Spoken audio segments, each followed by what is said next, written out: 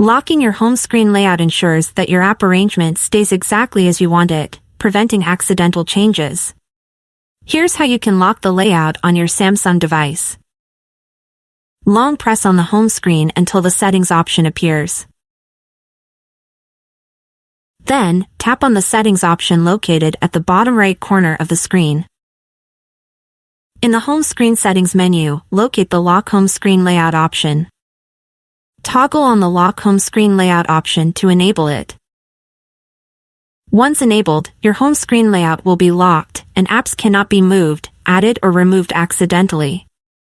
Your home screen layout is now secure and you can enjoy a consistent and tidy arrangement. Let's check it out.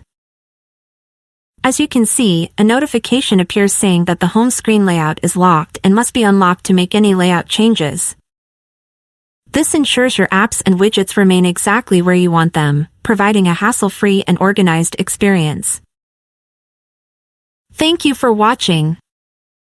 If you liked this guide, stay tuned to our channel for more helpful tutorials.